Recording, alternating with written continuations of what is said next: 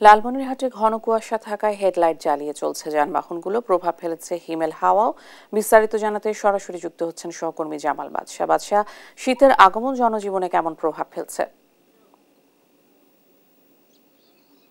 ইশিকা, লালমনিরহাটে কিন্তু শীতকাল শুরুর পূর্বেই সকালবেলা ঘন কুয়াশা থাকছে এবং সন্ধ্যাবেলা ও রাত্রেবেলা কিন্তু ঘন কুয়াশা থাকছে। এছাড়া সকাল ও সন্ধ্যায় হিমেল হাওয়া থাকার কারণে কিন্তু স্বাভাবিক যে জীবনযাত্রা রয়েছে মানুষজনের উপরে এটি প্রভাব পড়েছে। সকালে এবং সন্ধ্যায় কিন্তু গরম কাপড় পরিধান আসলে করতে হচ্ছে। কিছুক্ষণ আগেও আমি যে জায়গাটিতে রয়েছি এই জায়গার চতুর্দিকে ঘন কুয়াশায় ঢাকা ছিল। বর্তমানে কিন্তু কিছুটা কুয়াশা কমে গিয়েছে।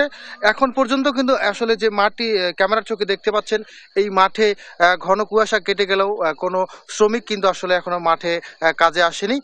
তবে আরেকটি বিষয় হচ্ছে যে এই শীতকাল শুরুর পূর্বে অর্থাৎ এই হেমন্তেই কিন্তু যে কুয়াশা এবং সকালবেলা ও সন্ধ্যাবেলা যে হিমেল হাওয়া পড়ছে, এ কারণেই কিন্তু যে সাধারণ যে মানুষজন রয়েছে তারা কিন্তু নানা শীতজনিত ঠান্ডাজনিত রোগেও আক্রান্ত আসলে হচ্ছেন। আমরা হাসপাতালে খোঁজ নিয়ে দেখেছি অনেকেই কিন্তু বয়োজ্যেষ্ঠ এবং শিশু রোগী কয়েকদিনের তুলনায় বর্তমানে হাসপাতালের বহির্বিভাগ এবং ইনডোর ও আউটডোরে উভয় পাশেই কিন্তু আসলে স্বাভাবিকের থেকে কয়েকদিন ধরে রোগীর সংখ্যা বাড়ছে। এছাড়া আমরা আবহাওয়া অধিদপ্তরের সাথে কথা বলেছি। রংপুরের এই অঞ্চলের যে দায়িত্বে রয়েছেন মোস্তাফিজুর রহমান, তিনি জানিয়েছেন যে সম্প্রতি গত এক সপ্তাহ ধরে কিন্তু 15 ডিগ্রি থেকে 17 ডিগ্রি পর্যন্ত লালমনিরহাট সহ আশপাশের এলাকাগুলোতে আবহাওয়া আসলে তাপমাত্রা তারা রেকর্ড করেছে এবং সকালবেলার ঘন কুয়াশার মাত্রা কিন্তু সময়ের সাথে সাথে আরও বাড়তে পারে।